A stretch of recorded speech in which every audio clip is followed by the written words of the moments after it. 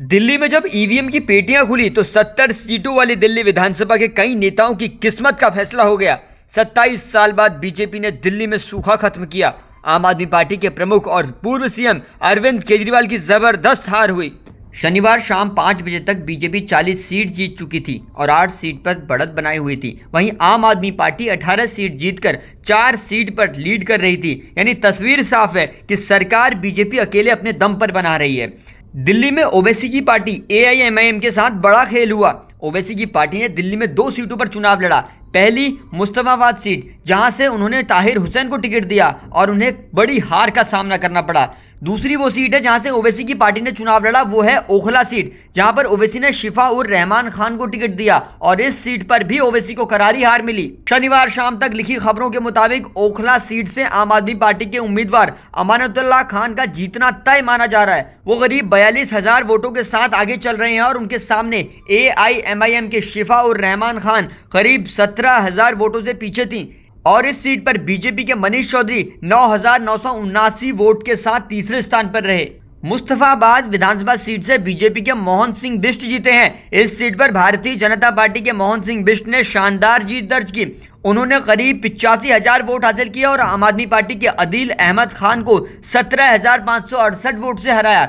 आम आदमी पार्टी के उम्मीदवार अदील अहमद खान को करीब 67,000 वोट मिले, जबकि AIMIM के मोहम्मद ताहिर हुसैन ने 33,474 वोट के साथ तीसरे स्थान पर रहे। मुस्तफाबाद में चुनाव प्रचार के दौरान बीजेपी ने इस सीट पर मजबूत पकड़ बनाने के लिए पूरी ताकत झोंक दी थी और नतीजों से साफ हो गया कि बीजेपी को मतदाताओं का भरपूर समर्थन मिला है। शुरू से ही मोहन सिंह बिष्ट बढ़त बनाए हुए थे और उन्होंने अंत तक इसे बनाए रखा और मुस्तफाबाद सीट पर जीत दर्ज की। आपने इस सीट को जीतने के लिए काफी मेहनत की थी, लेकिन बीजेपी के प्रभावी चुनाव प्रचार और रणनीति के आगे वो नहीं टिक पाए और इस सीट पर AIMIM का प्रदर्शन भी अच्छा रहा, लेकिन वो मुकाबले में अधिक प्रभाव नहीं डाल सकी।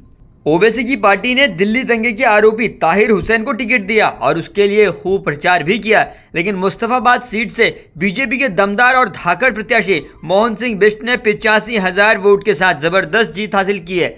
ओखला क्षेत्र में मुस्लिम वोटरों की संख्या 55% है, जो किसी भी प्रत्याशी की जीत हार में निर्णायक भूमिका निभाती है।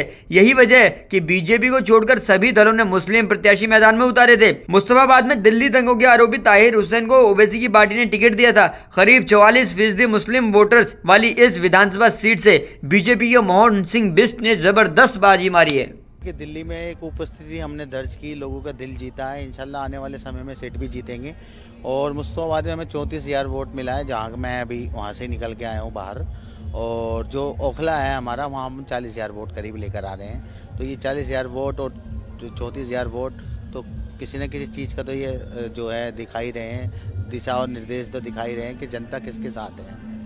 और दिल्ली के मुसलमान जितने भी हैं उनके साथ जो दुर्व्यवहार किया गया, जिस तरीके से मरकज पे ताला लगाया गया, दिल्ली दंगे में अरविंद केजरीवाल नदारत रहे, कोई साथ नहीं दिया, तो वो सारा वोट बैंक जो था वो हमारे सब साथ आया और हमें लोगों ने पसंद किया। ये भी देख रहे हैं हम लोग कि कांग्रेस और आम आदमी पार्टी से भी ठीक ठाक वोट आपको। कांग्रेस ने जो है पूरी दिल्ली में बी पार्टी का काम रोल अदा किया, पूरी जगह वोट काटने का काम किया।